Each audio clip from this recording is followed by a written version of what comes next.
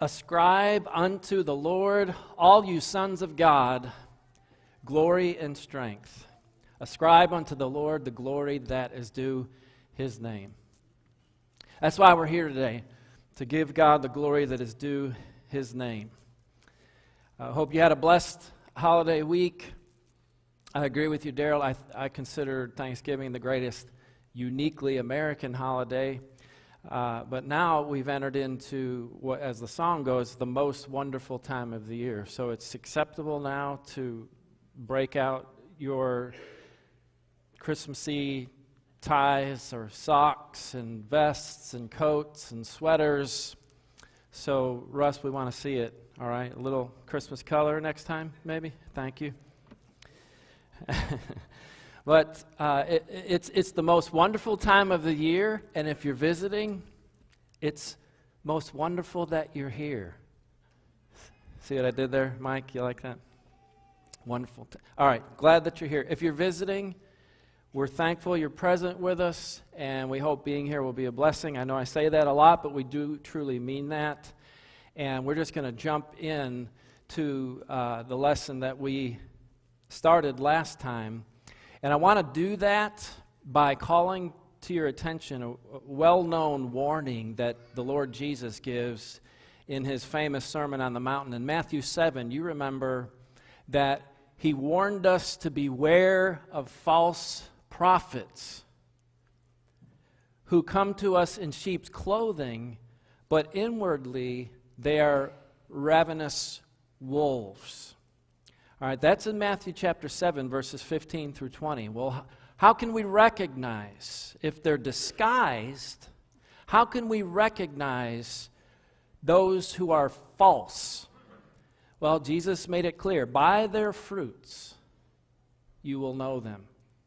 Now, He went on to explain, every healthy tree bears good fruit, but the diseased tree bears bad fruit. A healthy tree cannot bear bad fruit, nor can a diseased tree bear good fruit, right? That's obvious enough. So He reiterates, thus you will recognize them by their fruits.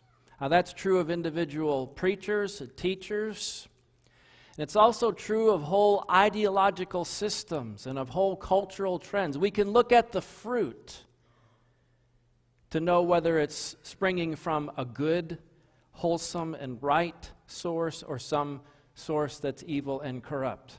And I say all that because nowhere do we see this more clearly than in the fruit of the world's view of sexual morality.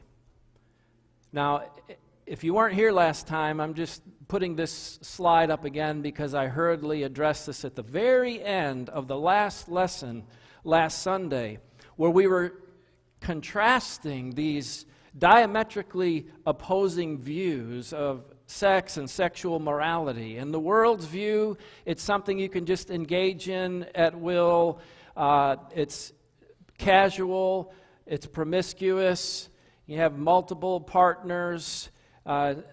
There's essentially no limits whatsoever.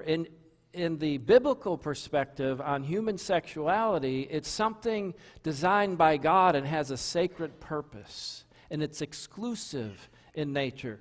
So, well, what are the fruits of those views? Well, you see, on the one hand, it reduces you to the merely physical act, whereas in God's view, it involves your whole person. It's a spiritual thing, not a mere physical thing. We see then, in the world's view, it's degrading to be treated just as a physical object to be used by someone else for pleasure.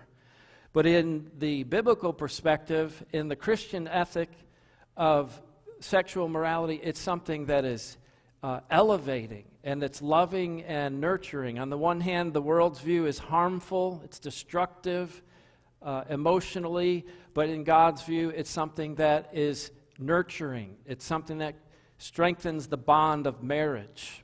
In the world's view, promiscuity, we know infamously, brings disease in the flesh and all kinds of not just emotional harm but physical harm, whereas in keeping God's will, we find it healthy and wholesome.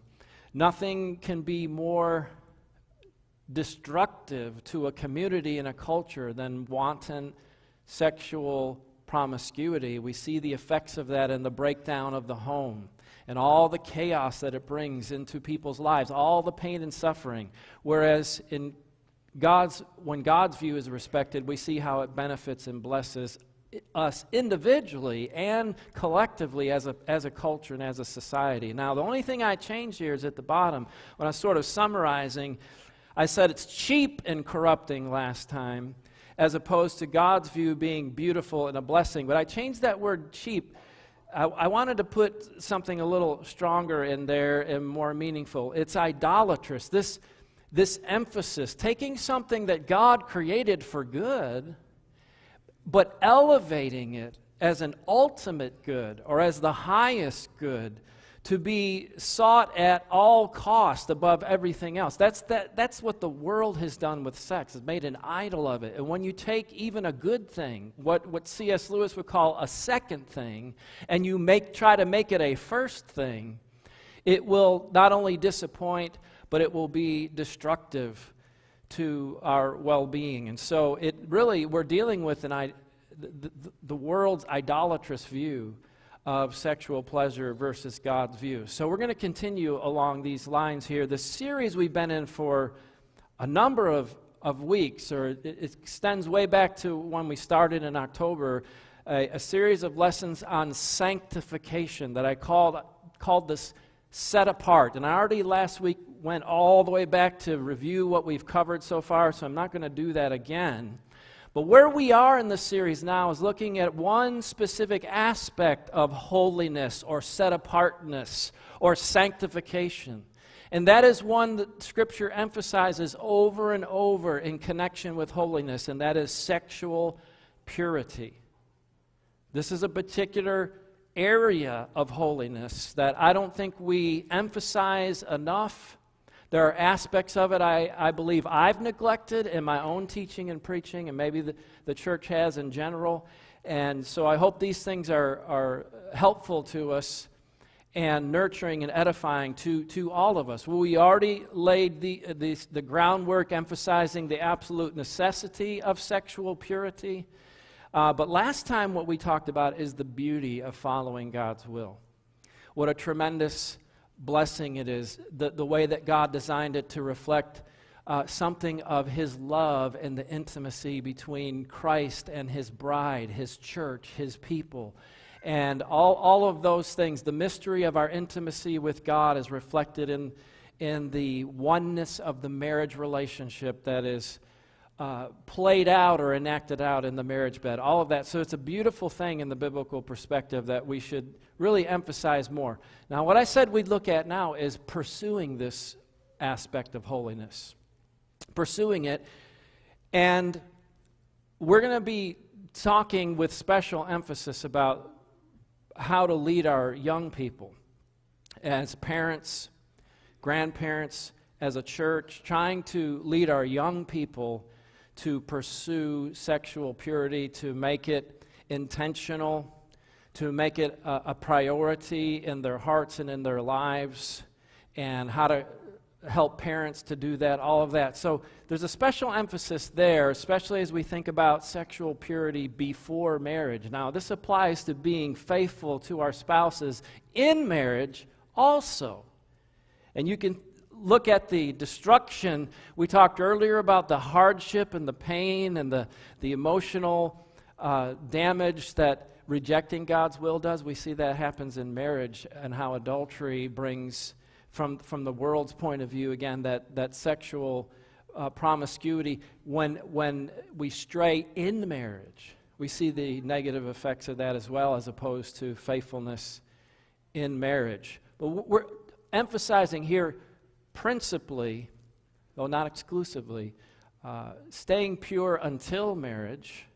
If it's God's will, we enter into marriage. So that's something I want to emphasize with young people, but it's also for all of us. And let me say this too. I consider this evangelistic in thrust, because evangelism isn't just giving sermons about what we must do to be saved. When we hold forth God's will on something like this, especially in a world that is so filled with chaos and confusion on something so important to our well-being. When we contrast that with God's beautiful and blessed will, that should make the church, and it should make, as we model that, it should make the church and it should make the gospel appealing to people when they see the beauty of God's way.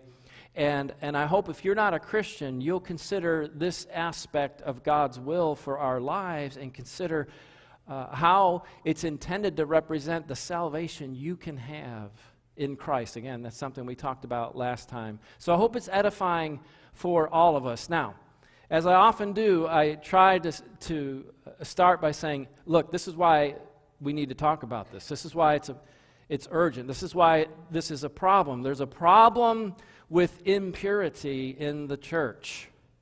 Now, I did this in class a while back as we began to look at 1 Corinthians 5 and 6, where Paul talks about the church tolerating sexual immorality in their midst.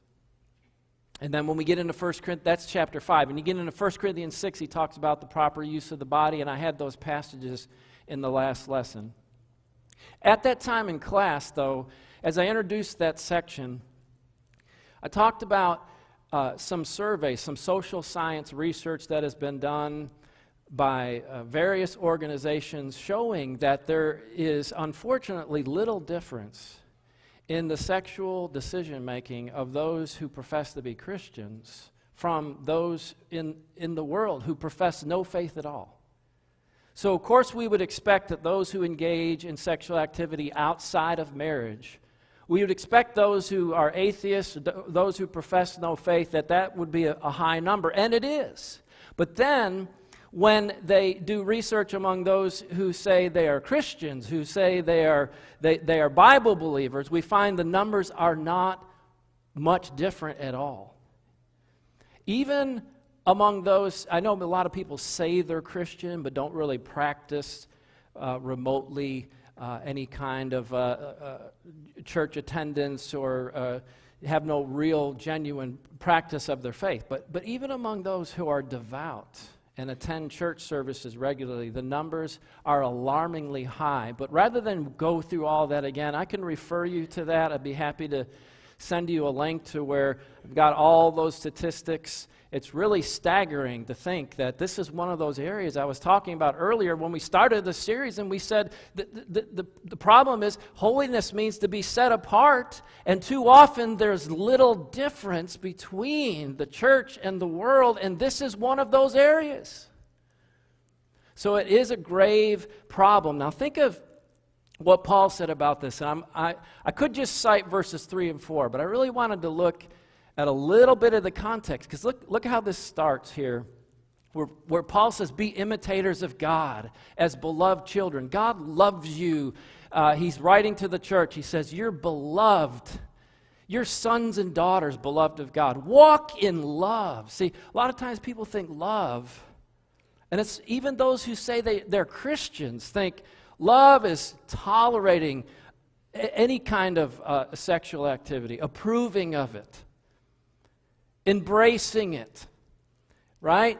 It's all about love, and love doesn't judge other people for their choices, and especially when it comes to sexual immorality. Well, look at this text. Look what Paul says here.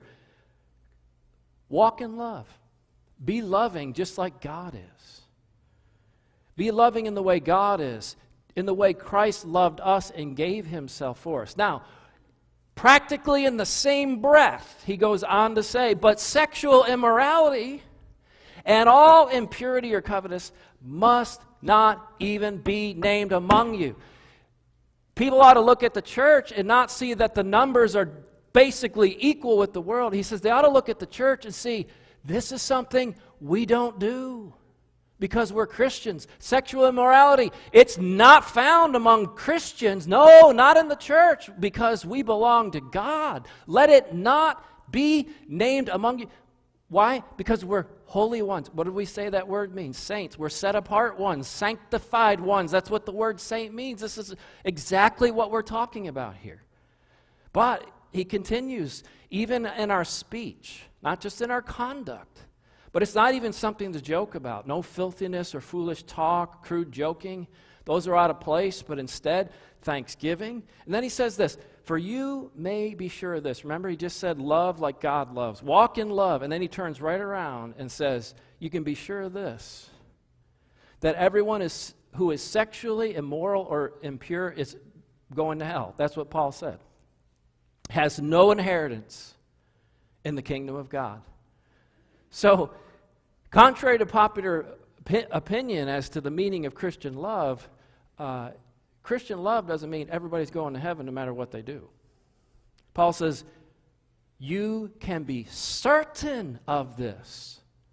This is something, there's no negotiating on this. You can't just say, well, you've got your interpretation of the Bible, and we've got our interpretation of the Bible, and in our view of the Bible, God approves of sexual activity. It doesn't have to be just between one man and one woman in marriage. And no, you can be certain of this. This is an evil which God does not tolerate, and which he said should not be present in the church. And he goes on to say, and for this, don't let anybody deceive you, because I think that's what's happening. We're deceived by the culture too many times. And he said, for these things, the wrath of God comes upon the sons of disobedience. You see, you're not being a son or a child of God. You're being a child of disobedience when you're sexually impure.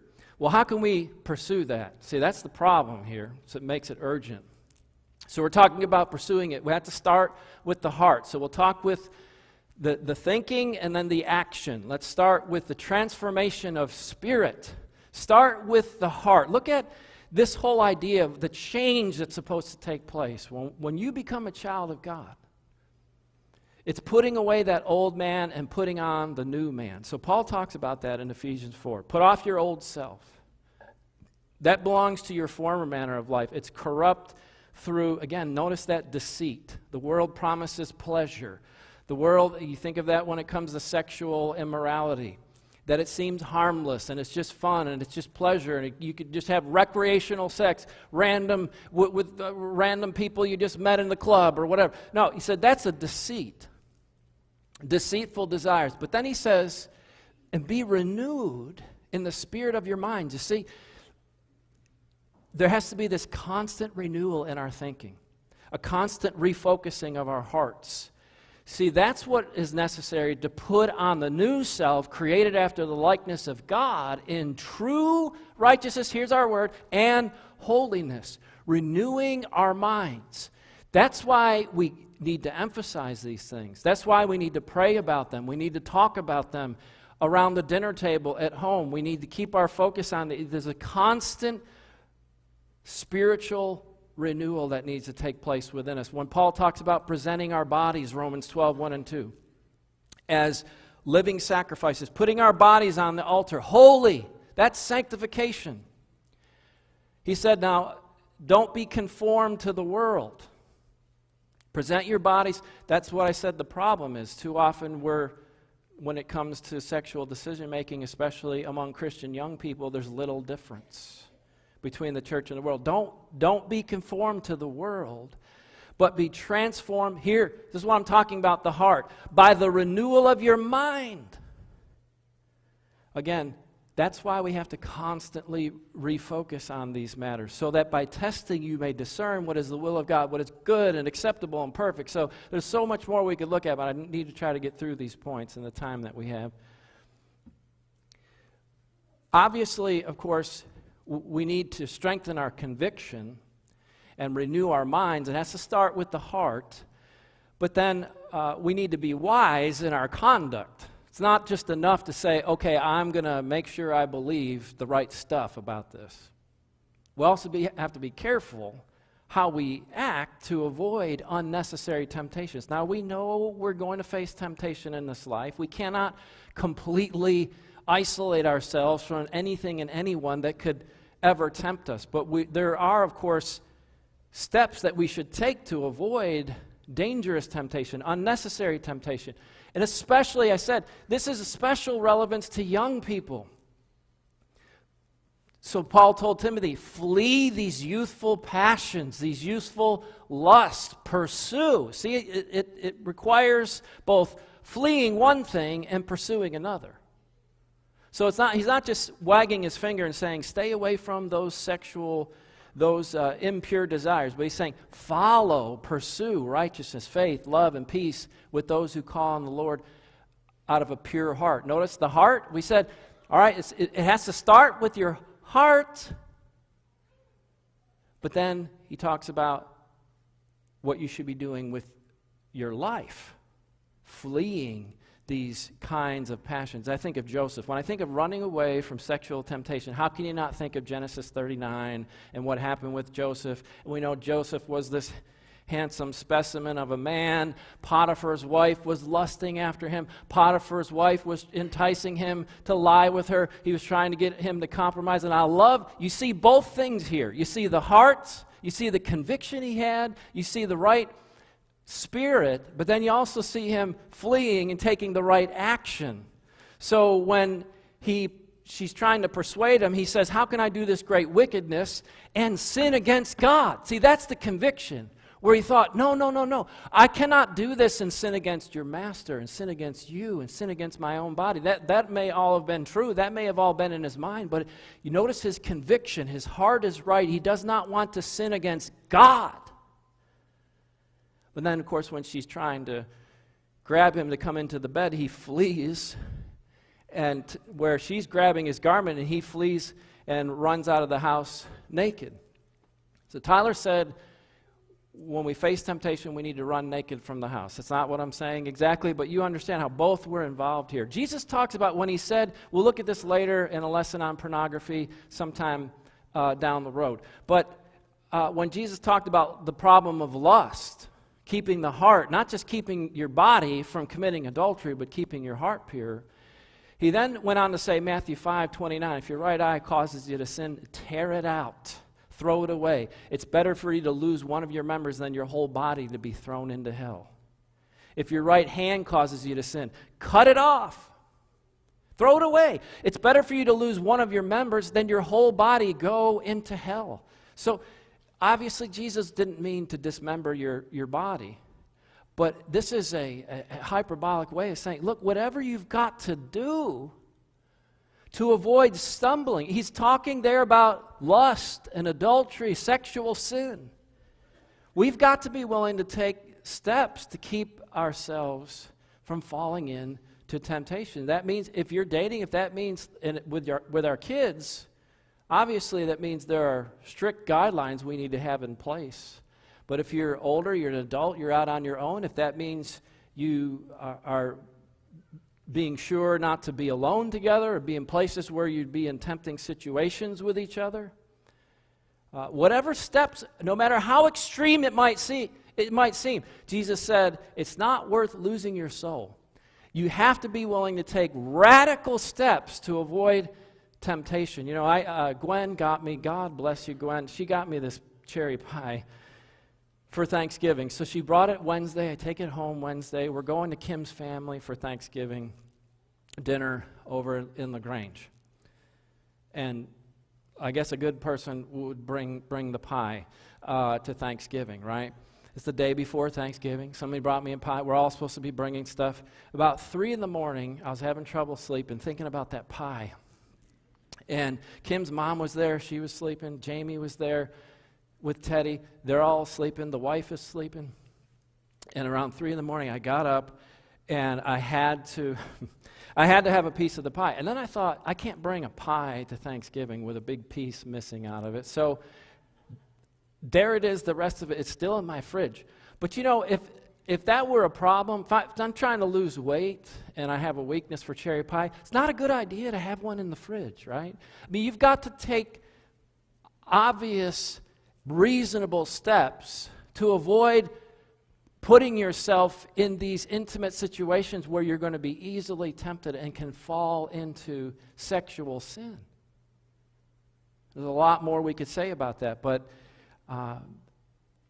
this will be important, I think, especially when we try to create habits in our young people as they go out into life, and if they're not married when they leave our homes, and they'll be in situations where they can be having someone to their apartment or going to someone's apartment and things of that nature. There's a lot of practical things, but one thing I could suggest here about avoiding temptations is stay out of relationships with anyone who doesn't share your conviction for purity. You should be able to talk with whomever you're dating about, look, this is not acceptable, and we're not going to do these things, and I need you to agree to that. And if you can't sit down and talk about that and pray about that together, then I would say that's not a good relationship to be in. Only consider potential marriage partners who desire to help you pursue holiness, who want to honor the Lord in your relationship. See, that's going to go a long way when you're both committed to it. There might be times when one person is weak and the other has to be strong, but you can help each other. And there are many ways we could talk about this in marriage as well. You know, to be pure and true to my wife, I shouldn't be developing relationships with women independent of my wife. I have women who are friends, but I don't engage with them independently from my wife. You know, these are practical steps about avoiding temptation that should be obvious to us. But no matter how we try to avoid temptation, there'll still be times when it comes and we have to resist. We have to be willing to... Listen how James put this. James 4, 7 and 8. Submit yourselves therefore to God. This is where it starts. I want to live obediently to God. Submit to God. Resist the devil, because it's the devil that wants us to compromise our sexual purity. Resist the devil and he will flee from you. Draw near to God. See, both. Resist the devil. Strengthen your relationship with God. Draw near to God. Be nurturing your relationship with God with your partner. So as you draw near to God, you'll be able to resist the devil. And notice it's both hand and heart once again. Cleanse your hands. Purify your hearts. Now, let's think about this with children. I said I wanted to make a special emphasis when it comes to teaching our children. Now, I'm going to throw a lot at you right here that would be great for a whole series with our parents to develop and discuss together. But let me just at least get this out there, and if you're interested in some more material on this line or discussing this at a time in an appropriate setting, please let me know. But we have to get serious in our homes about teaching these things to our children. Now, I love this image. It shows Dad, and obviously there's little kids here. You've got to do it in an age-appropriate way. There's the right time and the right way. But it can't just be, well, I'm going to make sure my child comes to church.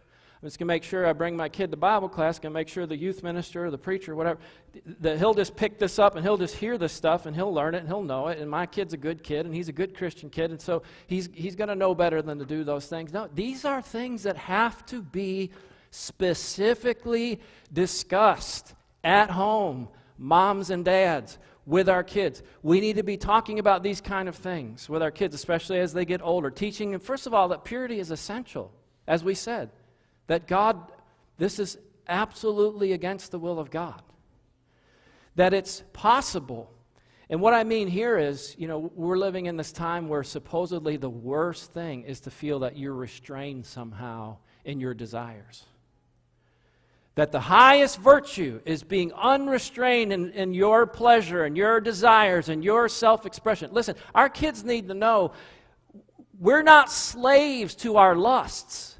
You can control yourself, and you must control yourself. None of this, you know, you hear about this sometimes when adultery ruins a home. You say, well, but you know, I fell in love with this person. As though it's like the force of gravity. You were sucked into a black hole like you couldn't help it. It had nothing to do with you and your will. That's nonsense. You're not a slave to your emotions and your passions. That's a low view of human nature. The Bible's view is we're accountable for our actions because we can control what we do, especially as Christians by the grace of God, by the Spirit of God. That'll come in another lesson when we talk about winning the battle with lust. And our kids need to value self-sacrifice. That means waiting, not instant gratification, not I have this desire and I just want to fulfill it right now. No, self-sacrifice, self-control. Yes, self-respect. Our kids need to have enough respect for themselves and their own bodies and their own marriages, future marriages. But it's desirable. That's where I can point back to what we looked at last time about the beauty of it. To show our children how sacred, how wonderful the mystery of the marriage bed is in reflecting our relationship with God. To show them that, a lot of times people think, if you're a Christian, you can't do this and you can't do that, and you can't have sex outside of marriage, you'll lose your soul. And as though that's just restraining you from pleasure. No, God. We need to teach our kids specifically, God's commands protect us from harm, especially in this area. That God's commandments are not keeping us from pleasure, they're keeping us from suffering. We need to realize His commandments are not a burden, they're a blessing. We see this when Moses gave the law to Israel, and he told them to fear the Lord your God, to walk in all His ways. Notice, fear Him. I want my kids, and we want all of our kids, to fear God and to love God, both. They need to be afraid that they'll lose God's favor and they'll lose their souls if they reject God's will on this. But to want to be faithful to God because God loves them and they love the Lord with all of your heart, with all your soul, keep His commandments. He's saying, these commandments I'm commanding you today, this day, they're for your good. This is for your good. Our children need to understand that. That's why I said some of the things I did last time. Our kids, we need to warn them about the pain and shame of impurity. I'm just going to run quickly through this because I have a couple more things I want to get to before we close. But you see this again and again in Proverbs. It's written from the perspective, these early chapters, of a father talking to his son, telling his son, listen to your father. Son, listen to your mother. Listen to our commandments.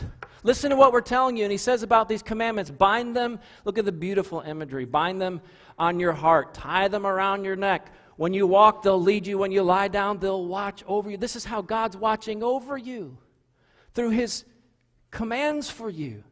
When you awake, they'll talk with you. For the commandment, it's a lamp. It's a light. It's the way of life. It's to preserve you from what? After he says that in Proverbs 6, then he goes on to say, you know what it will preserve you from? And then you have almost 2 full chapters about how it will keep you from all the misery of sexual immorality. It will keep you from the adulterous situation. It will keep you from all the hardship and heartache. That's a parent. That's written in Proverbs from the viewpoint of a parent talking to his child. Are we having those conversations with our kids at home? Let me give you one quick example. I wish I had more time to spend on this, but we did something with our kids here that you probably, if you didn't think I was weird already, you definitely will now. But think of my poor kids.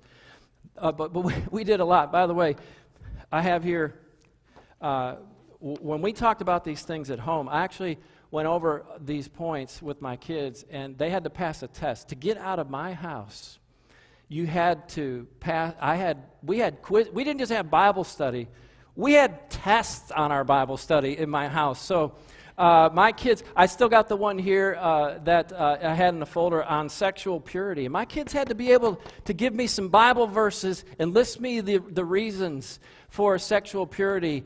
And but another thing we did was we had our girls do this chastity covenant. Let me explain this quickly because we've just got a couple of minutes. So maybe you heard about this. I know it was trendy for a while among evangelicals, and then you heard a lot about how it was a big failure. Well, the reason I think it was trendy and then kind of just went away is churches were doing it in whole groups, and that's not something I'd recommend. But if you think this was something that might be helpful for you and your family, you do it on an individual basis in your own home.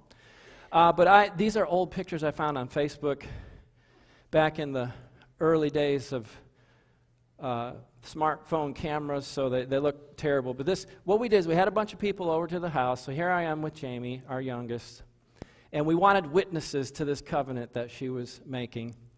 And so someone took a picture while I was giving her a little charge, and we gave her a chastity ring. You can see all different types.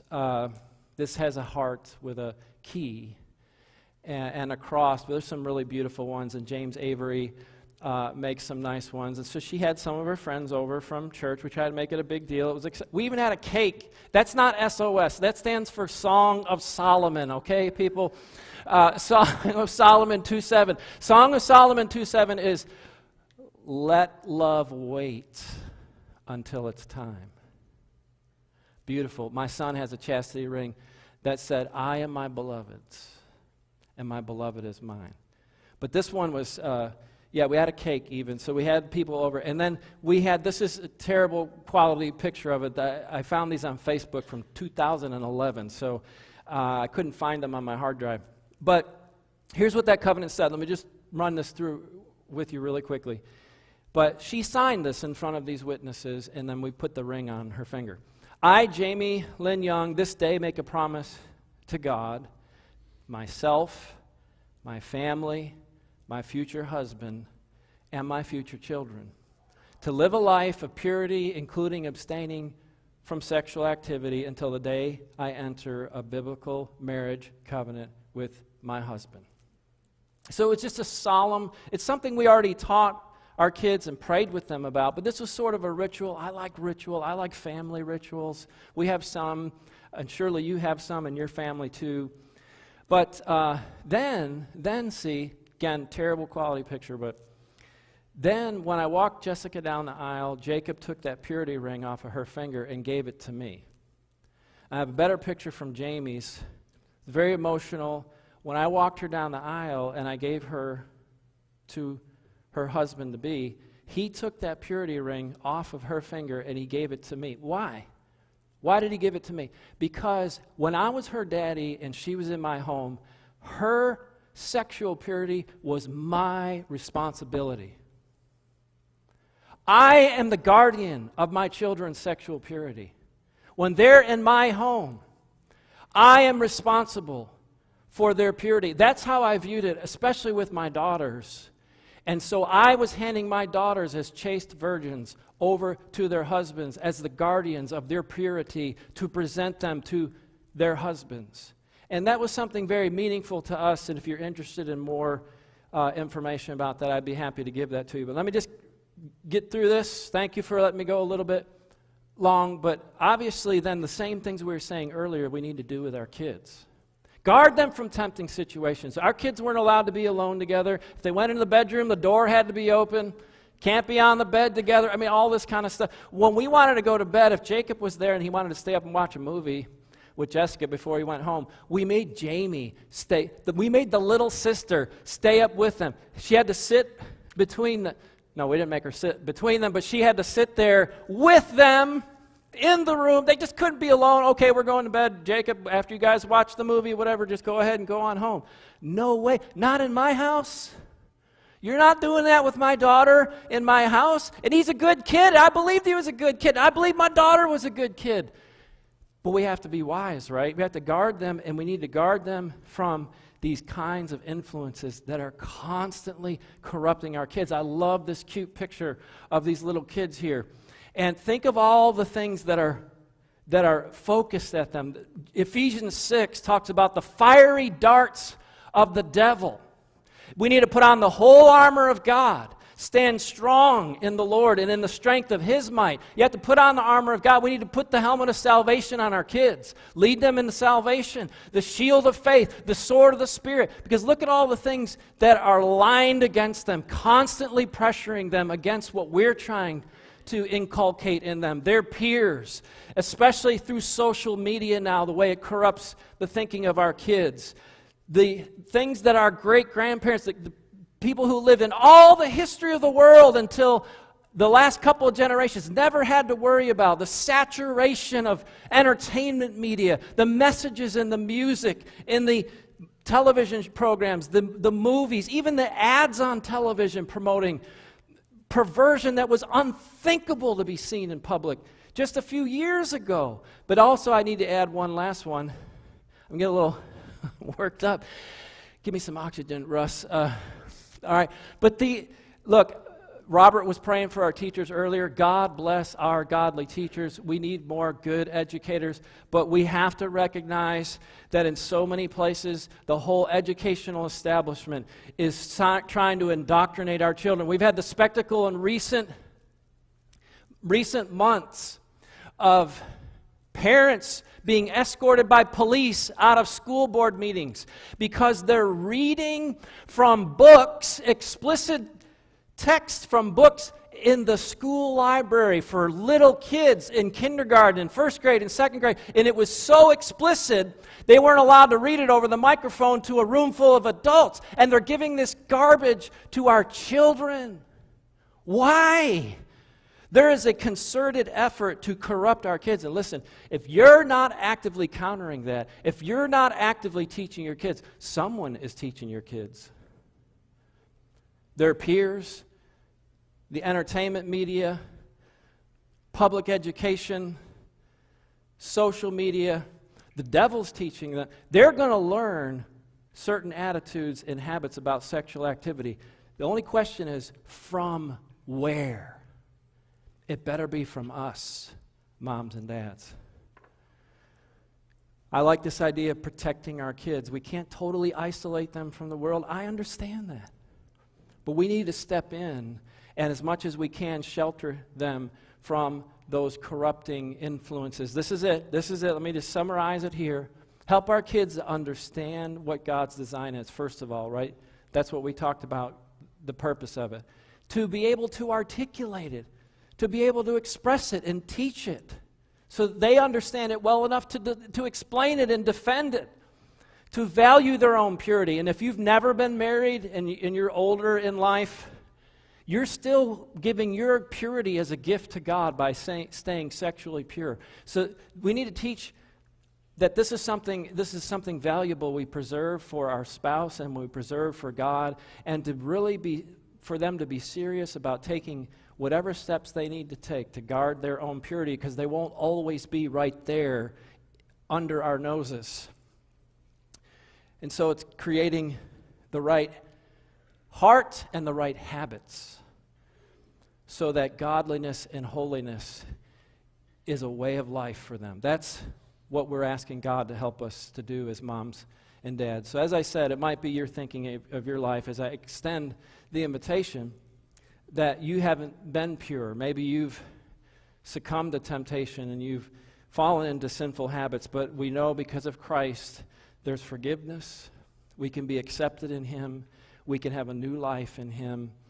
And we'll talk about this in lessons coming up, how to win the battle with lust. There's the power to change in the gospel because of Jesus, because of the cross.